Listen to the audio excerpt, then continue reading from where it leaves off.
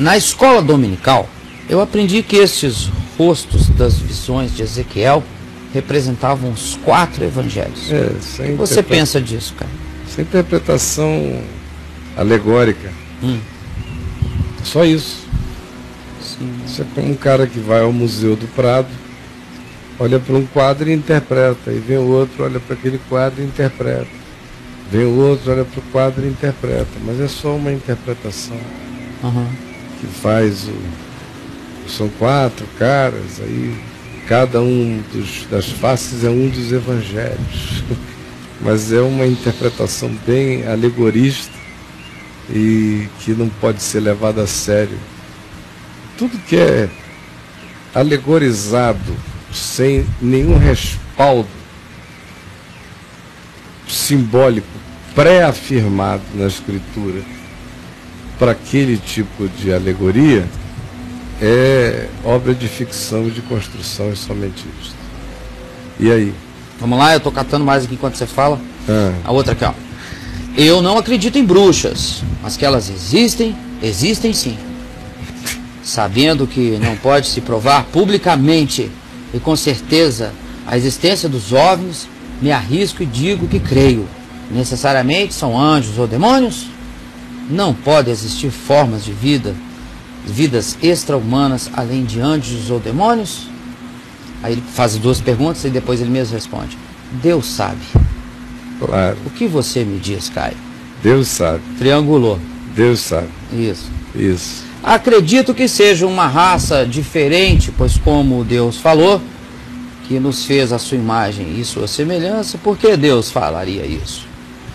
Havendo uma só espécie racional, o homem, e ele sendo mais avançado, qual o motivo para não extrair os nossos recursos? Talvez o medo de sermos a imagem de Deus? Não. Talvez sejam os seres que Deus criou. Claro, quem é que existe que Deus não tenha criado? Ai, meu Deus. Eu acho que parte das crises assim, religiosas, enfim, com essa história, é essa ideia do Deus do planeta Terra, né? Do Deus dos cristãos ou dos evangélicos, dos católicos. E o que sai dessa dimensão, logo sai da dimensão de Deus. E aí gera crise. Né? Se Deus fora da atmosfera da Terra está perdido. Pois é. Até porque não tem nenhuma igreja em Marte, Deus nem tá na Lua. Deus abandonou tudo, o negócio dele é o planeta, porque aqui que ficam falando nele o tempo todo, aí ele se sente menos, fica com muita raiva, menos mas sozinho. Também às vezes é adulado, fica menos solitário. Esse é a linguagemzinha, porque essa é a compreensãozinha. Vamos lá, brother. Caio, chat, eu vou sem pré-ler. Como reconhecer um alienígena vindo da parte de Deus? Um alienígena vindo da parte de Deus? E como perceber quando ele vem da parte do maligno? Igualzinho, alienígena é uma outra expressão para anjo. Né? É só isso, assim como eu discerno. Todo que confessa que Jesus Cristo veio em carne, vem da parte de Deus. Quem não confessa Jesus Cristo vindo em carne, eu mando sair em nome de Jesus. Sabe, quem quer que seja, como Paulo disse em Romanos 8, qualquer criatura, nada pode nos separar do amor de Deus, nem dimensões, nem isso e aquilo, nem qualquer outra criatura, disse Paulo. Então qualquer outra criatura, como também disse Paulo, faz parte do mesmo multicosmos que tem um único Senhor, pelo qual o Cordeiro foi imolado antes da fundação do mundo e que deseja reconciliar todas as coisas criadas consigo mesmo por meio do sangue da sua cruz, de modo que toda a criação está debaixo do Cordeiro. E aí, meu amigo, eu discerno essas coisas do mesmo jeito que eu discerno essas coisas. Essas coisas são principados, potestades, poderes. É a forma e é o linguajar bíblico para falar dessas realidades que o mundo secular não tem por que associar a anjos, principados e poderes, até porque o cristianismo se encarregou de fazer todo querubim virar um menino bundundinho, todo serafim é um outro gordinho tocando uma flautinha, e todo anjo é um Da Vinci, assim, meio aviadado, da Renascença. Então isso é o ente angélico da cabeça religiosa católica e protestante. São gatos, são modelos celestiais, são aqueles entes lindos, não é? Que preenchem bem a vontade masculina de beleza masculina e a vontade feminina de beleza masculina. Agora, para essa mente evangélica, onde anjo é isso aí, esse anjo de reunião de oração, que é garçom de reunião de oração, com salva de ouros e maçãs, é uma repetição da mesma história, parece uma assombração de anjo repetindo a mesma cena em reunião de oração. Esse pessoal não tem cabeça para ouvir o mundo não religioso lidar com objetos voadores não identificados, ou alienígenas e não sei o quê, e pensar que pode ser a mesma coisa, que é só uma outra linguagem, que o homem antigo, vendo as mesmas coisas, assim, Ezequiel, hoje, às margens do rio Quebar, tendo aquela visão dos girantes, ele sendo um homem de hoje, sendo o nosso contemporâneo, talvez ele não dissesse que viu girantes, talvez ele dissesse que viu um objeto voador não identificado, um objeto indefinível, que para eles tinha uma conexão com seres espirituais que lhe apareceram e que a palavra de Deus lhe foi enviada por aquele veículo, por aquele meio, por aquela... Ou poderia ser que ele dissesse, era um objeto voador não identificado, ou eu vi, enfim. Mas porque ele disse girantes e seres viventes, que era a única linguagem que ele podia ter para descrever, a gente ficou fixado na definição daquela linguagem bíblica e não entende, e não olha a descrição. Bom, a linguagem bíblica é uma, mas ela está descrevendo, o que ela descreve é igual ao que se descreve à minha volta com outra linguagem, que são as linguagens dessa época, dessa tecnologia, dessa terminologia, dessa cultura, desse avanço civilizatório? Não, nem essa pergunta fazem. Então, na realidade, número 1, para mim Deus é livre. Se ele quiser ter criado bilhões de outras terras semelhantes ou dessemelhantes, com criaturas de naturezas diferentes, habitando esse universo do tempo e espaço, que é feito de bilhões e bilhões e bilhões de galáxias compostas de trilhões de entes planetários de todas as naturezas, o problema dele, eu não tenho nada a ver com isso. Eu não sabia da existência dos humanos, não sabiam da existência dos gorilas.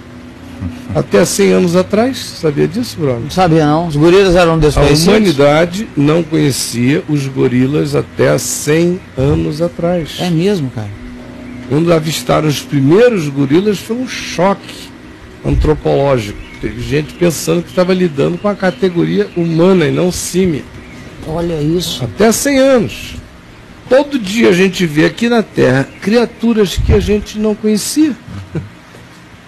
A gente habita ainda o planeta e 90% dos oceanos a gente não conhece a sua abissalidade, nos é desconhecido. A gente conhece melhor, de certa forma, a Lua, muito melhor a Lua do que os nossos oceanos, do que o que está embaixo e no fundo do mar. Tem grutas aqui sendo descobertas no planeta com vidas impensáveis, sem nenhuma luminosidade, a quilômetros de profundidade, em ambientes de uma hostilidade enorme, que existem aí há bilhões de anos, e Deus nunca deu a menor importância de mostrar para o homem nenhuma dessas coisas. Deus não disse, olha, o gorila existe. Não, ele deixou o homem viver a sua limitação de todo dia, crescer. Agora, nós é que fomos ficando com essa síndrome de Lúcifer, que foi a religião que foi criando, de que nós somos o centro do universo. Essa coisa continua presente até hoje, na cabeça dos cristãos, mesmo aqueles que confessam astrofisicamente que a Terra não é o centro do universo, do ponto de vista antropológico, psíquico, espiritual, a Terra é o centro do universo. E os humanos são a coroa de toda a criação divina. Porque supostamente são os únicos feitos à imagem e semelhança de Deus. E se vê isso como uma exclusividade total. Mas não é só porque eu fui feito à imagem e semelhança de Deus que a única criatura feita à imagem e semelhança de Deus sou eu. Meu Deus, eu posso levar sustos extraordinários. Eu sou chamado na Bíblia de filho de Deus. Anjos também são chamados de filhos de Deus. Benai Elohim, filho de Deus. O que é que vai diferenciando o homem do anjo? É muita coisa e pouca coisa. O Salmo 8 diz: fizeste-o por um pouco menor do que os anjos, se referindo aos homens. O que coloca os homens numa superioridade não infinita sobre nós, de uma outra categoria de criação superior em relação ao que sabe, ao que pode, ao que entendeu, a dimensionalidade, a natureza energética, a mobilidade, a própria natureza espiritual do ser é diferente da nossa, como a sua natureza energética é diferente da nossa. E eles têm, aparentemente, poderes transdimensionais, capacidade de atravessar dimensões, desde que consentidamente. Sem consentimento é rebelião, é queda. É o que ensina o livro de Enoque, é o que ensina Gênesis 6, é o que ensina a segunda epístola de Pedro, é o que ensina a epístola de Judas. Sem autorização é rebelião, é deixar o domicílio, deixar a camada dimensional, é queda. Agora, com esse conceitozinho que a gente tem na cabeça, a gente sempre que ouvir falar em OVNI vai pensar ou em extraterrestre, ou em alguma coisa ligada ao esoterismo, ou em alucinação coletiva, sem entender que a gente está sendo exposto às mesmas coisas que os sumérios foram, os egípcios foram, os hebreus foram, os persas, os caldeus, os celtas, os bretões, os romanos, os americanos do norte, do sul, indígenas, todas as culturas foram. Esse é um dado de antropologia universal, que não tem nada a ver com a modernidade. Com a modernidade é só a capacidade de fotografar, não é nem de observar, porque nós temos máquina de fotografar, mas a gente não olha para o céu. E quando olhamos, a gente não enxerga, porque a luminosidade das nossas cidades é tão grande que a gente não vê nem estrela. Então, se de um lado tem chance de registro pela tecnologia que é abundante, de fotografia e filmagem, de um outro lado reduz demais, porque a luminosidade planetária atrapalha tudo, e porque a gente anda olhando para o chão, ou olhando para a palma da mão. O homem antigo não fazia nada. A televisão do homem antigo era o céu, da estrela. Era sentar no escuro e conversar, e apreciar, e entender, e buscar nos céus sentidos também. Eles viram infinitamente mais coisas do que nós vimos. E a narrativa de Ezequiel, capítulo 1 e também capítulo 10, acaba um pouco com essa história de que isso aqui que é visto é fruto apenas da cultura imediata, tecnológica, humana. Então os humanos estão transferindo por projeção alucinatória coletiva a ideia da própria evolução tecnológica e ficcional dele para essa construção que está aí. Bom, aí vem Ezequiel há 3.000 anos atrás, sem nenhuma cultura disso, sentado à beira do rio, e é exposto a um negócio desse que é 6G de potência, de visualização. Então, eu creio, e isso aí não salva ninguém, não tira ninguém do inferno, não bota ninguém no céu, não necessariamente faz ninguém viver melhor. Esse aqui é um dia de papo de graça, de conversa fora. Porque isso não habita os fundamentos de nada, muito menos as essências. Faz parte de interesses, de importâncias, de compreensões que ajudam a gente a andar mais prevenido, de olho mais aberto. Mas o que eu pessoalmente creio sobre isso é que tratam-se de camadas de principados e potestades. Principados e potestades habitam camadas. A cosmologia judaico-cristã sempre trabalhou com principados e potestades na ideia de camadas, que a gente chamaria de dimensões, de membranas, segundo a teoria das cordas, mas são expressões sinônimas para definir o mesmo conceito, a mesma ideia. Número 2, eu creio que esses entes têm uma cultura de si mesmo. Esse é um outro mito que tem que acabar. Que só os humanos produzem cultura. Meu Deus, castor tem cultura. Faz barragem em rio. Bem-te-vis tem cultura. Quase que arrebentei o pescoço olhando ali para cima para o ninho. Todo ano eles fazem um ninhozinho aqui em casa, aqui em cima, na calha. Já tem 7 anos, 6 anos que eu observo. Eles tiram ali da barba de bode. Vai lá o casalzinho no mesmo lugar todo ano, fazem um ninhozinho do mesmo jeitinho. Os filhotes nascem e vão embora. Os filhotes acabaram de nascer. E eles acabaram de alimentar, eles acabaram de sair. Isso é uma cultura. Você já viu certos tipos de ninhos? João de Barro. O João de Barro, e tem uns caras malucos aí, uns pássaros, meu amigo, que constroem castelos para atrair a fêmea. Em tudo, a natureza está cheia de cultura. Olha as abelhas, olha as formigas, olha tudo. É uma desnecessidade. Mostrar como o instinto cultural está presente. Até em quem supostamente não teria racionalidade, você vê tribos, grupos de leões, tem cultura. De tigres, tem cultura. De macaco, tem cultura. Tudo tem cultura.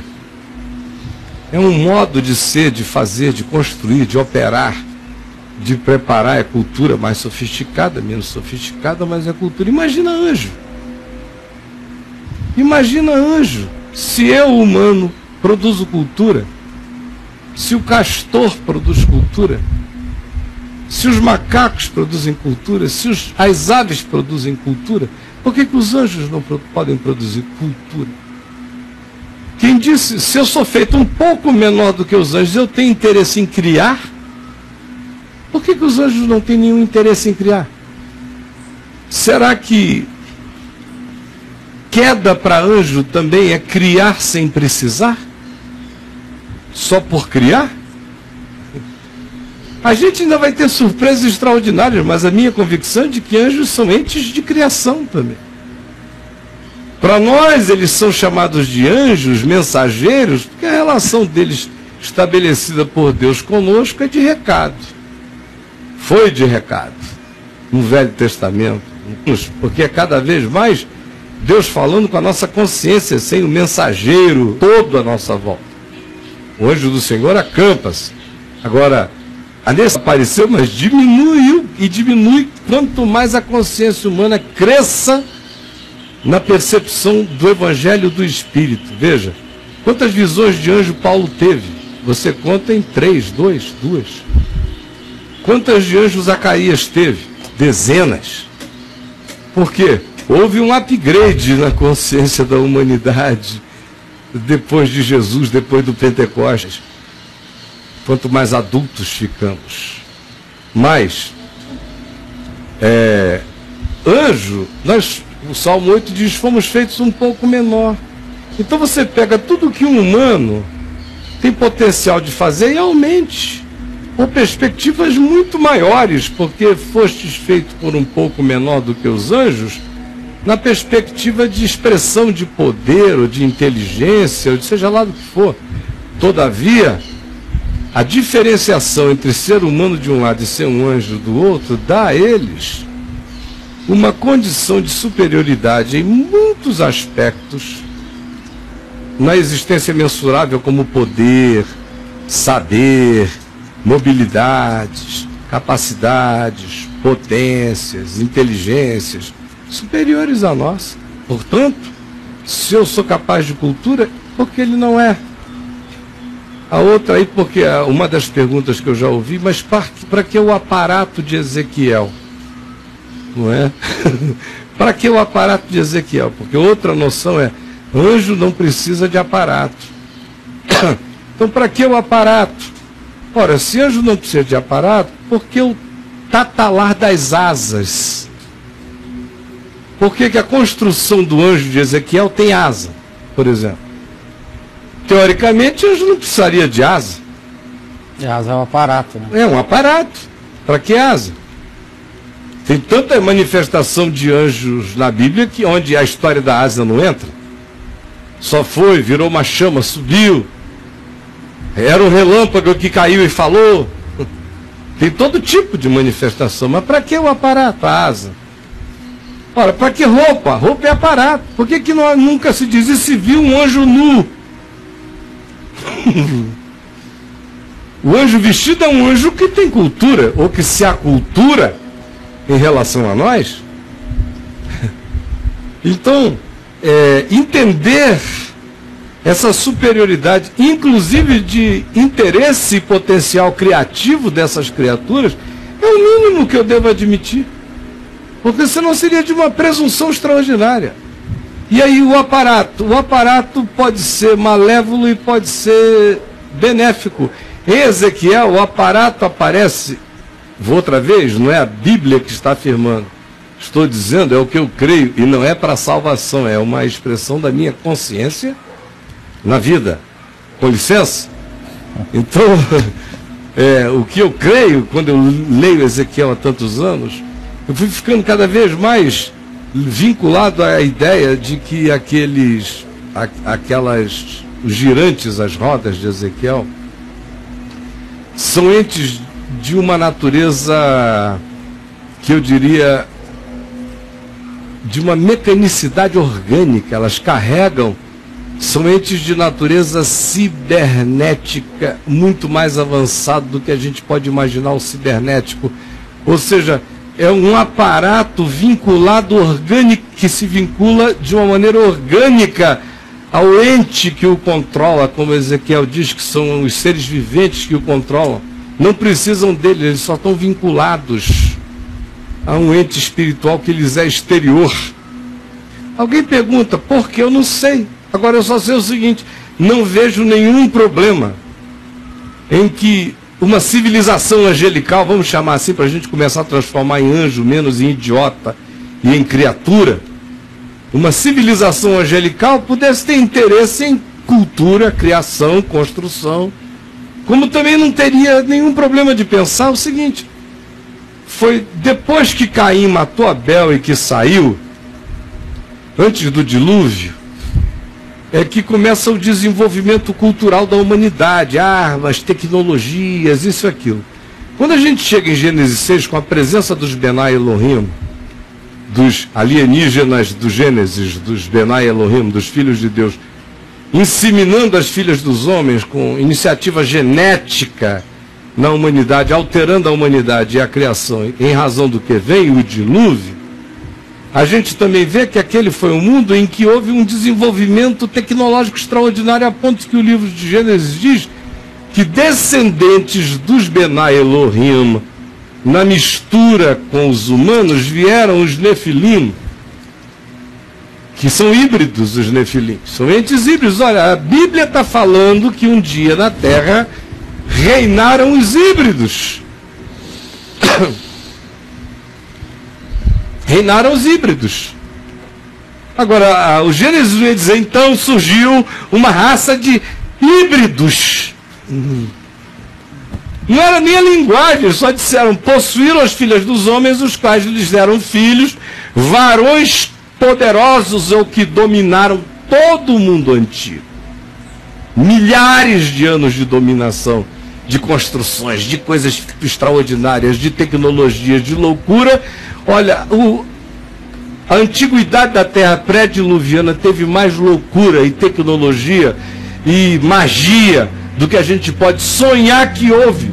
Tinha que estar tão insuportável para Deus dizer, eu vou acabar com tudo. Porque, olha, hoje está horrível. E ele não disse, eu vou acabar com tudo. Imagina como estava, virou filme de terror, meu amigo. A Noite dos Vampiros, foi dali que Noé foi tirado, da inviabilidade humana e das criaturas. Tamanha foi a catástrofe do que aconteceu, por aquela invasão. Aí eu vejo que houve remanescentes deles depois do dilúvio. Davi veio a matar os últimos. Quando Davi mata os últimos, o Velho Testamento diz que os homens de Davi mataram os últimos gigantes que sobreviveram ao dilúvio. Não se explica como, mas só diz que eram descendentes dos que descendiam dos nefilins, os refaíns, os anaquins, os umumins, todos os gigantes daquelas linhagens. Quando matou e morreram, diz lá o Velho Testamento, ora, levantou-se Satanás contra Israel. É uma coisa interessante, diz, e mataram os homens de Davi, os últimos gigantes. E diz, ora, levantou-se Satanás contra Israel. É muito sintomático de que aquilo ali não foi só uma coisa no campo, matou as últimas 4 anomalias. Parece que significou uma conexão espiritual, um levante. Uma era tinha acabado, uma ação iria iniciar de outro modo, porque essas ações do império das trevas, elas são aculturadas, elas vão se adaptando à cultura, ao tempo. Lá no meu site tem um texto sobre inconsciente coletivo e OVNIs, eu até postei hoje no Facebook, está lá também, e no site tem muito mais. Mas que fala desse processo de aculturamento. Meu livro Batalha Espiritual fala desse processo de aculturamento. Eles se aculturam. E como é que eles chegam? No churrasco da casa de Abraão, eles chegam vestidos de viajantes e comem churrasco. Josué está no meio da guerra, como é que ele aparece, o anjo? Vestido de guerreiro. E aí você pode sair, eu não tenho tempo aqui para sair multiplicando essas designações, mas a aculturação mostra que é um ente que produz cultura, que pode produzir, ele tem interesses diversos e variados. Aí existe uma sociedade angelical da luz, que é... A gente sempre fica pensando em anjo assim, né? Aquele bando de garçom de crente. Meio apanacado. Para onde é que é agora, hein? É garçom de crente. É boa assombração de crente. Fica ali aquele espiritão ali em cima do cara, para lá e para cá. Claro que o anjo do Senhor acampa-se ao redor dos que o temem, mas isso não é localizado assim. Isso é dimensionalizado. O anjo tem vida de anjo e tem também tarefas e privilégios. Assim como eu tenho vida de humano e tenho tarefas, privilégios e tenho um monte de coisas. Então, um dia a gente vai ser exposto a essa cultura dos principados e das potestades, dos tronos, das soberanias, dos poderes, glorificados e positivos, e a gente vai ver que sociedades e camadas e camadas e camadas e camadas de soberania. A gente vai ver que a Terra e a humanidade é um lixeiro perto dessa civilização de luz da criação. Ao mesmo tempo em que a gente vai ver a nudeza do império das trevas, de principados e potestades. Na minha opinião, isso que acontece aqui entre nós, eu não vejo nenhuma dessas manifestações trazerem nenhuma revelação espiritual da verdade de Deus, como foi com Ezequiel. Para mim, todas elas são aquilo que Judas, na epístola dele, diz e que Pedro diz. São atravessadores dimensionais por razões diversas, sabe lá Deus quais sejam todas. Mas dentre as razões, há uma que fica mais significativa, ou duas. Como lá em Gênesis 6, a gente aprendeu na Escritura que a obsessão deles é alterar o padrão genético, psíquico e comportamental dos humanos e da criação, é matar, roubar e destruir, é desfigurar a criação. Não me admira se essas intervenções têm tudo a ver com a desfiguração da criação humana, com a mudança, com mutações, com alterações genéticas, como foi em Gênesis 6. Só que hoje Não dá mais para chegar com as manifestações da antiguidade. Eles se aculturam. Hoje eles se manifestam conforme a cultura do tempo, da hora, mas é a mesma intenção.